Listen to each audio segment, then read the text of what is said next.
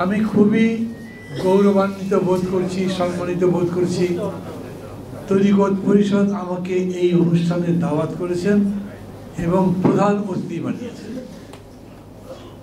তবে কাজটা ভালো করেননি, মানে কাজটা ঠিক হয়নি। এই অনুষ্ঠানের বক্তা মঞ্জু কিংবা দেলোয়ার সাহেব কিংবা কর্নেল মুশফিকুজ্জামান এরা ঠিক আছেন, আমি না এই কারণে যে আমি এখানে যা বলা উচিত ওনারা যেরকম বললেন ওই রকম বলার যোগ্যতা রাখি না। আমি একদম প্রথমেই বলি খুব ব্লান্টলি, পলিটিক্স করি যেহেতু, আপনারা যে কথা বলেছেন, যে দাবি করেছেন, যার প্রতিবাদ করেছেন, আমি একেবারে নিঃসংকোচিত্তে দৃঢ়ভাবে আপনাদের এই বক্তব্য সমর্থন করি। মাজারে হামলা করা মানে তো গুন্ডামি করা, ওটা কোনো ভালো মানুষের কাজই না। আর গুন্ডারা ভালো মানুষ হবে কোত্থেকে? না, আমি কারা এটা করেছেন তা কিন্তু জানি না।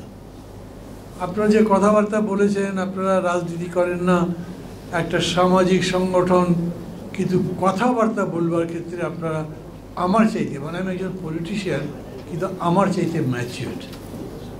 কেন বললাম? আপনাদের কথার মধ্যে থেকে আমি বুঝতে পারলাম না যে হামলাটা করলো কারা, কি Awami League, Indian, BNP, government বা কারা। একটু মনে করলাম তারাই হয়তো হামলা করেছেন যারা আপনাদের চিন্তার কাছাকাছি।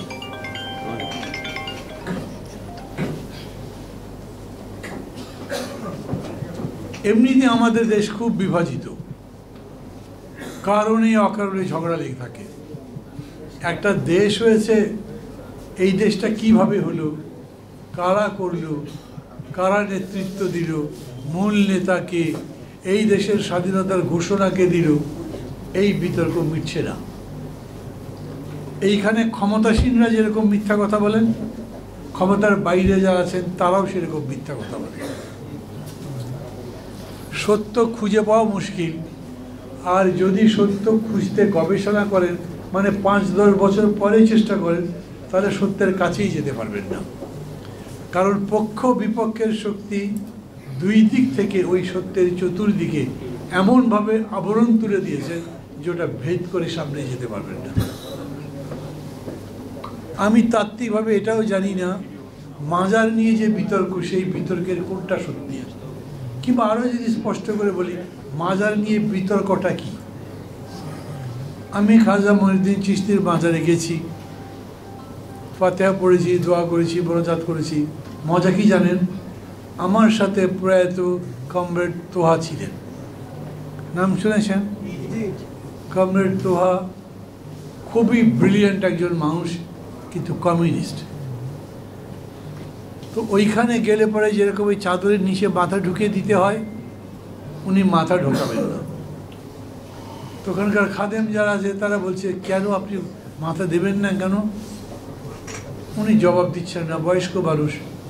ওরা খেপে গিয়ে একসময় বলছে, আপ क्या है, क्या कोई मिनिस्टर है, कोई एमपी है, क्या है, आप कितना पावरफुल है? তখন कम्युनिस्ट मोहम्मद तोहा बोलें, हम मुसलमान हैं, कि मुसलमान किसी के सामने सर नहीं झुकाता। তালি দিলেন যে এত খুশি হয়ে, মানে এই কথাই মনে করলেন যে কমরেড তোহা মুসলমান হয়ে গেছেন, কমিউনিজম ছেড়ে দিয়েছেন। তা না, উনি মরেছেন কমিউনিজমে তার বিশ্বাস নিয়েই। ওইখানে প্রয়োজন মনে করেছেন, তাই ওটা বলেছেন। আমাদের এত বড় একটা লড়াই হয়ে গেল, স্বাধীনতা যুদ্ধের কথা আমি বাদ দিই, এখন যেটা হলো জুলাই আগস্ট, মানে একটা তাজ্জব ঘটনা। আমি এরকম দেখিনি, আপনারা দেখেছেন কি আমি জানি না, আমি ইতিহাসেও পড়িনি। একেবারে 2 হাত প্রসারিত করে চালাও গুলি বলে বুকে গুলি নিয়ে মারা গেছে। আমরা অনেক শহীদের কথা বলি, বরকত, সালাম, রফিক, জব্বার, আসাদ, মুক্তিযুদ্ধের শহীদ। কেউ এরকম করে মৃত্যুকে ডেকে তাকে আলিঙ্গন করেছেন, ওটাই পৃথিবীতে এরকম উদাহরণ খুব কম পাবেন। আমি একটাও পাইনি, তবু হয়তো কোথাও থাকতে পারে। এত বড় ঘটনা কিভাবে ঘটাতে পারে? উগান্ডাতে ওই সময় আন্দোলন হচ্ছিল, তারও একটু একটু আগে। উগান্ডার যুবকরা বলতো, ছাত্ররা বলতো, এই অবমাননাকর জীবনযাপন করতে করতে আমরা ক্লান্ত হয়ে গেছি, এবার কিছু সাহস দেখাতে চাই। জানেন আপনি, জেনজির আন্দোলন হয়েছিল পুরো আফ্রিকা জুড়ে, উগান্ডাতে তার একটা প্রমাণ ছিল। বাংলাদেশেও এখানে মাঝে মাঝে দেওয়া যায়, কিন্তু দেখবেন জেনজি বা জেন জেড, মানে জেনারেশন জি কিংবা জেনারেশন জেড যাই বলেন, ইউরোপ আমেরিকাতে এরকম করে। ধরেন 15 বছর বা 20 বছরের গ্যাপে যে জেনারেশন আছে, সেই জেনারেশনের চিন্তা ভাবনা ক্রিয়াকলাপ কেমন হয় এটার গবেষণা করে। একটা জেনারেশন থাকে খুবই প্রতিবাদী, বিদ্রোহী। হয়তো 20 বছর 40 বছর আগে একটা জেনারেশন ছিল, তারা খুবই শান্ত, তারা এত ঝগড়াঝাটি করতো না। আমি বাংলাদেশে দেখছি স্বাধীনতার পর থেকে ঝগড়াঝাটি বেড়ে না, এবং এত তুচ্ছ বিষয় নিয়ে হয়। বেগম জিয়া মিটিং করতে গেছেন সিরাজগঞ্জে, রেল লাইনের পাশে, এত লোক হয়েছে রেল লাইনের উপরে বারুস হয়ে গেছে। এই সব একটা ট্রেন আসছে এবং ট্রেনটা মানুষের উপর দিয়ে চালিয়ে দিয়েছে, 10-12 জন লোক মারা গেছে। আমি জানি না আপনাদের মনে আছে কিনা ঘটনাটা, গল্প বলছি না, ঘটনা বলছি। এবং সেই ঘটনার পরে কি দরকার ছিল? এতগুলো মানুষ যে মারা গেল, মানুষের জীবনের দাম নেই, একটা হিসাব করেন, তদন্ত করেন কারা করলো। কিন্তু আওয়ামী লীগ বিএনপি দুই দল লেগে গেল একজন আরেকজনের উপরে চাপাতে। বেগম জিয়া জানতেন, সেই জন্যই ওই লাইনের উপরে লোক দাঁড়িয়ে করে রেখেছিলেন, লোক বললে যাতে আওয়ামী লীগকে দোষ দেওয়া যায়। আওয়ামী লীগ বলল, আর বিএনপি বলল আওয়ামী লীগের স্বভাবই তো ওই মানুষের কোনো জীবনের মূল্য দেয় না, অতএব ট্রেনটা কেন ব্রেক করলো না সেই পদ্ধতি না দেখে, সেটার কারণ না খুঁজে এই ধরনের অপবাদ দেওয়ার চেষ্টা করছে। এগুলো বলছি কেন জানেন? আমি দেখতে পাচ্ছি যে এই বিতর্ক আমাদেরকে কোথায় নিয়ে যাচ্ছে। আমাদের দেশে এখন গণতন্ত্র শুরু করছি আমরা, মানে গণতন্ত্র আগেও কম বেশি চর্চিত হয়েছে, কিন্তু ওগুলোকে ঠিক গণতন্ত্র বলা যায় না। আমরা এখন গণতন্ত্র নির্মাণ করতে যাচ্ছি। গণতন্ত্র যখন নির্মাণ করতে যাচ্ছি, তখন বুঝতে হবে আগে গণতন্ত্র জিনিসটা কি, আমরা এটা কীভাবে নির্মাণ করতে পারি, কি কি হলে সত্যি সত্যি গণতন্ত্র হয়, প্রত্যেকটা মানুষের অধিকার নিশ্চিত হয়। এমনিতে কথায় কথায় বলে ডেমোক্রেসি মানে রুল অফ মেজরিটি, সংখ্যাগরিষ্ঠের শাসন। এবং ওই জন্য বলে না উইনার টেক্স অল, যে জেতে ওই সিকান্দার, জিতলে পরেও যা ইচ্ছা তাই করতে পারে। শেখ হাসিনা করলেন না, এবং জেতার জন্য শেষ পর্যন্ত কি করলেন সেটাও দেখলেন, মানে তাতে আর জেতা জেতা থাকলো না। শুধু গণতন্ত্রে এই রুল অফ মেজরিটির নামে ফ্যাসিবাদ হতে পারে, আর 2/3 মেজরিটিতে যদি যেতে, তাহলে তো যা ইচ্ছা তাই আইনগতভাবেই করতে পারে। এই জন্যে বলা হয় গণতন্ত্র মানে কেবল সংখ্যাগরিষ্ঠের শাসন নয়, গণতন্ত্রের সংখ্যাগরিষ্ঠ সংখ্যালঘিষ্ঠের মতবাদ শুনবেই। কোনো সংবিধানের মধ্যে লেখা নেই, কিন্তু বড় বড় পণ্ডিতরা বলেছেন আমি তোমার সাথে একমত নাও হতে পারি, কিন্তু আমি যা বলতে চাই সেটা আমাকে বলতে দিতে হবে। এমনকি আমার এই বলবার জন্যে, আমি যাতে বলতে পারি তার জন্য তোমার সব ধরনের ত্যাগও স্বীকার করতে হবে। এখন আপনাদের সাথে এই আচরণগুলো কারা করছেন? খানকা কি সমস্যা করলো আমি তো বুঝি না। এখন কেউ যদি বলে খানকা কোনো ইসলাম প্রচারের জায়গায় হতে পারে না, বলতে থাকে, কিন্তু আমি একটা খানকা বানিয়েছি, আমি বুঝি ধর্মটা কি, মানুষকে কীভাবে এই ধর্মে আকৃষ্ট করা যায়। হতে পারে তো পারে না। পীর বিশ্বাস করেন না, পীরবাদে আছে তো এরকম। আমি কিছু কিছু সুফিবাদের উপর পড়েছি, আমার এরকম মনে হয়েছে সুফিবাদে জ্ঞানের চর্চা হয়, এটার জন্যে জ্ঞান চর্চার পথ এটার মধ্যে উন্মুক্ত থাকে। আমি বইটাই পড়ে যেটুকু বুঝেছিলাম। কিন্তু আপনি জ্ঞান চর্চার দরজাটাই বন্ধ করে দেবেন, তাহলে ধর্ম তো সত্যি সত্যি প্রতিষ্ঠিত হতে পারবে না। আমি যে গণতন্ত্রের কথা বলছি, সারা দেশ যে গণতন্ত্রের জন্য লড়াই করছে, আপনি যদি সংখ্যালঘিষ্ঠের কোনো দামি না দেন, তারপরে নিষ্পেষও চালান, তো সেটা তো ফ্যাসিবাদ হলো, গণতন্ত্র হলো না। গণতন্ত্র মানে প্রত্যেক মানুষের মৌলিক অধিকার স্বীকৃত হতে হবে। এবং সেইভাবে যদি দেখেন, তাহলে আমি মনে করি এই যে মাজারের উপর ইত্যাদির উপরে হামলা টামলা করা হয়েছে, এগুলো নিশ্চিতভাবেই অন্যায় কাজ হয়েছে এবং তার বিরুদ্ধে সরকারের ব্যবস্থা নেওয়া উচিত। এখন একটা মুশকিল ব্যক্তিগতভাবে আমার হয়েছে, আমার মতো আরও অনেকেরই হয়তো হয়েছে, আপনারা এবং সাধারণভাবে অন্যান্য মানুষও মনে করেন এখন যে সরকার এসছে এটা তো আমাদেরই সরকার। আমাদের অনেক বড় বড় নেতা, বড় বড় দল মাঝে মাঝে বলে এই সরকার তো আমরাই বানিয়েছি। আমি ভাই আপনাদের কাছে খুব স্পষ্ট বলি, এই সরকার বানানোতে আমার কোনো ভূমিকা ছিল না, আমাকে কেউ জিজ্ঞেসও করেনি। যখন দুপুরবেলা প্রধান সেনাপতি আমাদের সবাইকে ডেকেছিলেন, এই ডাক কেউ সরাসরি আমাকে বলেনি। যার উপর ডাকবারের দায়িত্ব ছিল তার কাছে আমার নাম্বার ছিল না, ফোন নাম্বার।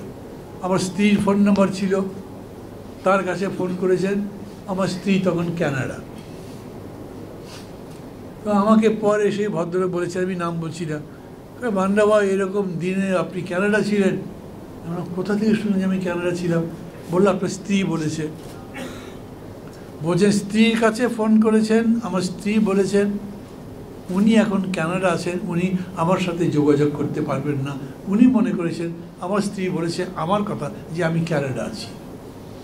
আমি তাকে বললাম যে ভাই গতকাল আপনি ফোন করেছিলেন, আজকে আমি এখানে। আপনি এটাও কি বুঝতে পারছেন না যে 24 ঘন্টার মধ্যে কানাডা থেকে ঢাকা এসে বঙ্গভবনে রাত্রেবেলা মিটিং থাকা যায় না? হ্যাঁ, তা তো ঠিকই।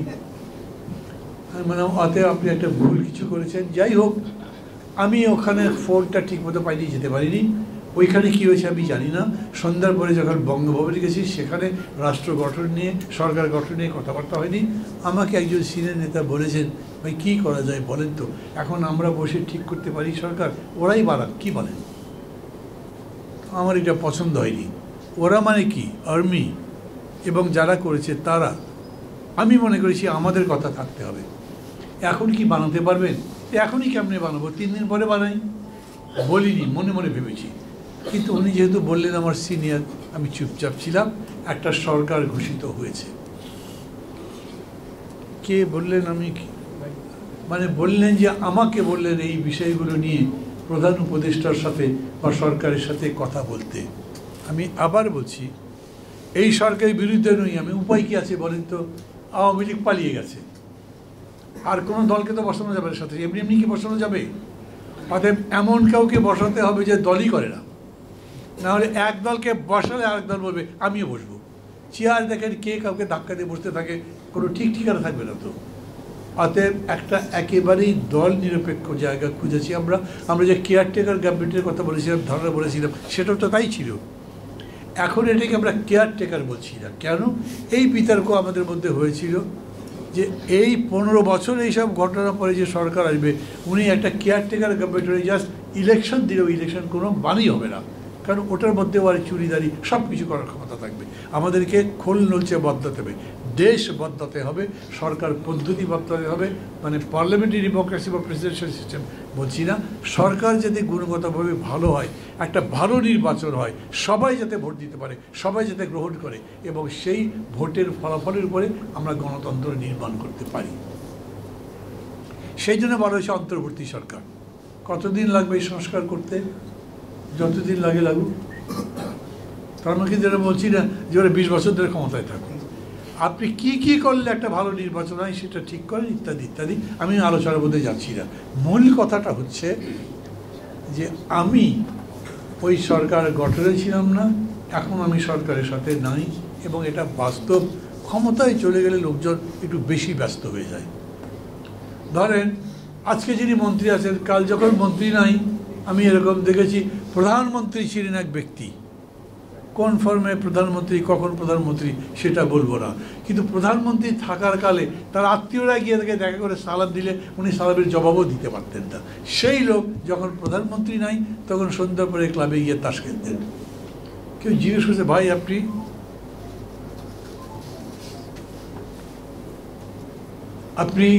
এখন তাস খেলেন, বলে কোনো কাজ নাই, কী করবো? পরিস্থিতি এরকম হয়ে যায়। অতএব মন্ত্রীদের বা উপদেষ্টাদের ফোন করে আমি যে সাথে সাথে পাবো তারও গ্যারান্টি নাই। উপদেষ্টারা যদি রাগ করে আমার করার কিছু নাই।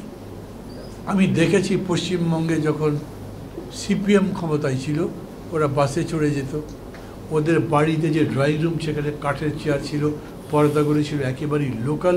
কিন্তু আমাদের এদের কথা বলছি না, দে আর ভেরি গুড ওই অর্থে, কিন্তু এই দেশের সবসময় ক্ষমতা পেলেই সবাই বল করতো একটা মজার জিনিস উপভোগ করার জিনিস, এবং সেই কাজে লেগে যেত। এই গভর্নমেন্ট তুলনামূলকভাবে ওগুলি থেকে মুক্ত আছে, কিন্তু এই সরকার ওই ডক্টর ইউনুস বলেন না, নিজের ক্ষেত্রে আমরা সবাই খুব সাকসেসফুল, কিন্তু আপনি ভালো ক্রিকেট প্লেয়ার ছিলেন, নেমেছেন তো ফুটবল খেলতে, ওই খেলা জানে না। না হলে আপনারা আজকে যে বক্তৃতাগুলো করছেন এই কথা তো সবার আগে তাদের কাছে যাওয়ার কথা ছিল। যখনই মাজার ভেঙেছে, যখনই খানকাতে হামলা হয়েছে, তখনই তাদেরই সউদ্যোগে ওটার বিরুদ্ধে ব্যবস্থা নেওয়ার কথা ছিল। তারা করলেন না কেন? এখন আমি কি বলবো বলেন, জিনিসের দাম বেড়ে যায়, কিছুই তো করে না ওরা। এখন একটু শাকসবজির দাম কমেছে তো কৃতিত্ব নেওয়ার চেষ্টা করছে, এটা শীতকাল, এটা সিজন, তো ভেজিটেবলের সিজন, ভেজিটেবলের দাম কমেছে, শাকসবজি, অন্য সব জিনিসের দাম কমেনি। অতএব আমাকে ওই কথা যদি বলেন, আমি নিশ্চয়ই আপনাদের কাছে এটা বলছি, আমি তাদের কানে তোলার চেষ্টা করব, এবং আমি যখন কানে তুলবো আমি খুব সফটলি বলবো, কিন্তু কথা যেটা বলবো সেই কথা নিজে বললে খারাপ লাগে, কিন্তু আমি যে কথা বলতে চাই নরমভাবেও আমি বুলেটের মতো কথা বলতে জানি। আমি এটা মনে করি যে যার মতের মধ্যে যাই থাকি, তো অন্যের মতের উপরে ঘাড় চেপে ধরে বলবে এইটা করতে হবে, অথবা তাকে দুটো রদ্দা দিয়ে দেবে, গুলি করবে, মারবে, এইটা গণতন্ত্র নয়, অতএব ওইটা চলবে না। আমি তাদেরকে বলতেই পারি যে এই কথা আমি শুনেছি, আমি চাইবো আপনারা ব্যবস্থা নেন কি না নেন সেটার জন্য ভবিষ্যতে অপেক্ষা করেন, কি হতে পারে। একজন খুবই ভালো মানুষ 10টা ভালো কাজ করেছে, একটা যদি ভুল করে সেটা তো ভুল, অন্যায় যদি তাহলে অন্যায়ের জন্য তার শাস্তিও পেতে হবে। বাকি কাজের জন্য আমি তাকে বাহবা দেবো, ভালো বলবো, তার পক্ষে কথা বলবো। মঞ্জু অনেকগুলো পরামর্শ দিয়েছেন, আমি জানি না আপনারা এগুলো করতে পারবেন কিনা, কিন্তু আমি মনে করি গণতন্ত্র বলেন, যে অবস্থায় বলেন, নিজের দাবির কথা বলতে হয়, লোকে জানতে হয়, তার পক্ষে মত গড়ে তুলতে হয়। আপনি এখনই কম্পিউটার ধাক্কা দিতে যাবেন কিনা, কম্পিউটার উপর চাপ দিতে যাবেন কিনা সেটা জানি না, কিন্তু এইটা আরও বলেন। এই কাজে আমি ব্যক্তিগতভাবে বলি, আমার সাথে আমার দল যা আছে, আমি বিশ্বাস করি আমার দলকে আমি বোঝাতে পারবো এটা ন্যায্য আন্দোলন। সেই ন্যায্য আন্দোলনের সাথে আমি, আমার দল, আমি এটা বিশ্বাস করি, এমনকি আমাদের যে জোট গণতন্ত্র মঞ্চ, তাদেরকেও আপনাদের সাথে যাতে তারা সমর্থন দিয়ে কাজ করে। যেহেতু একটা স্লিপ আছে, এর মধ্যে কী লেখা জানেন, হলের সময় 2টায় শেষ। আমাকে আগে বললেই হতো, অতএব আমার বক্তৃতাও শেষ। ভালো থাকবেন, খোদা হাফেজ।